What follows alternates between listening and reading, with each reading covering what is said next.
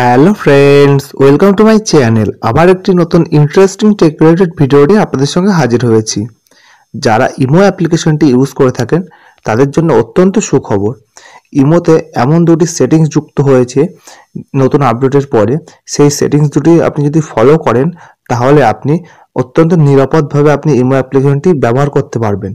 তো ভিডিওটি শুরু করি। ভিডিওটি শুরু করার আগে চ্যানেলে যদি নতুন হয়ে থাকেন চ্যানেলটা অবশ্যই সাবস্ক্রাইব করবেন এবং পাশে থাকা বেল আইকনটি বাজিয়ে দেবেন এবং ভিডিও ভালো লাগলে লাইক করবেন এবং টেক রিলেটেড যে কোনো ভিডিও লাগলে কমেন্ট বক্সে জানাবেন।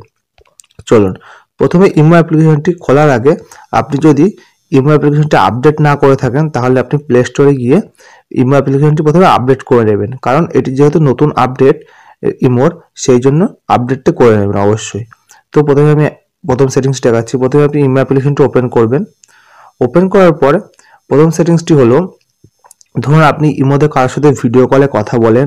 তো দেখুন, আপনি যে আপনার পার্সোনালি কারোর সাথে যদি ভিডিও কলে কথা বলেন তাহলে তার বা আপনার যদি কোনো ছবি ভিডিও কলের সে স্ক্রিনশট করে নেয়, খারাপ কিছু যদি স্ক্রিনশট করে নেয় তো আপনার অনেক সময় ব্ল্যাকমেল করতে পারে।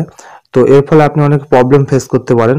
তো এই নতুন সেটিংসটি যে যুক্ত হয়েছে এর ফলে আপনি ধরুন কাউকে ভিডিও কল করছেন, ধরুন আমি একে ভিডিও কল করছি। তো একে যে আমি ভিডিও কল করব তো এর চ্যাট সেকশনে যাব। আপনি যাকে ভিডিও কল করবেন, যার সাথে ভিডিও কল করেন, তার চ্যাট সেকশনে গিয়ে সবসময় দেখুন ওপরে দেখবেন থ্রি ডট বলে অপশনটা আছে, ওই থ্রি ডটের উপর ক্লিক করবেন। যেই থ্রি ডটের উপর ক্লিক করবেন এখানে দেখুন লেখা আছে ব্লক স্ক্রিনশট ফর কল, তো এর উপর ক্লিক করবেন।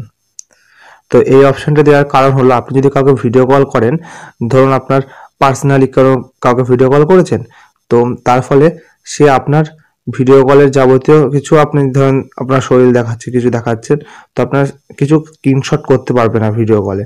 তো এইটা আমি অন করে দেবো, যে ইনেবল করে দেবো, এইটা যে ইনেবল করে দেবো, তো আমার এটাকে স্ক্রিনশট করতে পারবে না। আর যদি এটা আবার অফ করা থাকতো আগে, তো আপনার ভিডিও কল রেকর্ডিং বা স্ক্রিনশট সে করে নিত, দিয়ে আপনাকে ব্ল্যাকমেল করতো, খারাপভাবে কিছু করতো।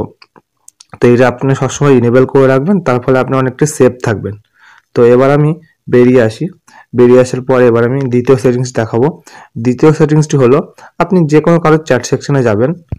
চ্যাট সেকশনে যাওয়ার পরে উপরে যে থ্রি ডট বলে অপশনটি আছে ওই থ্রি ডটে আবার ক্লিক করবেন। ক্লিক করে দেখুন একদম উপরে লেখা আছে, উপরে নিচে দেখুন 3 নম্বর যে অপশনটি আছে ডিসপ্রেসিং মেসেজ, তো এটার উপর ক্লিক করবেন। যেই ক্লিক করবেন এখানে এইরকম একটা ইন্টারফেস আসবে আপনার সামনে।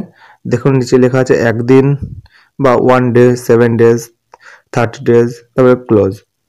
তো আমার যেহেতু ক্লোজের পাশে দেখুন টিক করা আছে, তো ধরুন আপনি এর সাথে, ধরুন আমি এর চ্যাট সেকশনে ঢুকেছি, দেখুন তো এর চ্যাট সেকশনে যে ঢুকেছি, তো আবার আমি ওখানে যাচ্ছি, দিয়ে আপনাদের বলছি, দিয়ে এর সাথে যাবতীয় যা চ্যাট হচ্ছে বা কথাবার্তা হচ্ছে আমার, তো সেইগুলো আমি চাই মানে ডিলিট হয়ে যাক অটোমেটিক। এখানে দেখুন বিভিন্ন অপশন শো করছে, 1 দিন, 7 দিন, 30 দিন।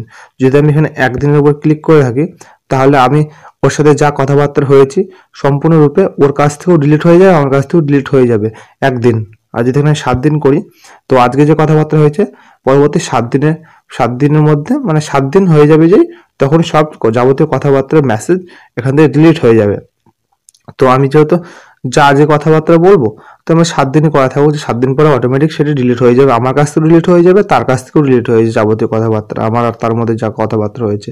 তো আপনি যার সাথে এরকম মানে চ্যাট করে থাকেন, তার সেকশনে যাবেন, মেসেজ সেকশনে গিয়ে এইটা করে রাখবেন। যদি তাহলে তার ফলে আপনার ভবিষ্যৎ মানে অতীতের যে কথোপকথন বা কথাবার্তা সেগুলো আপনাকে আর দেখাতে পারবে না, তো আপনার কোনো প্রবলেম ফেস করতে হবে না। তো এই দুটো সেটিংস ইমোতে নতুন আপডেট দিয়েছে। তো এর ফলে আর অবশ্যই ইমোটি আপডেট করে নেবেন, তাহলে এই দুটো সেটিংস ওপেন হবে, না ওপেন হবে না। তো ভিডিওটি শেষ পর্যন্ত দেখার জন্য অসংখ্য ধন্যবাদ।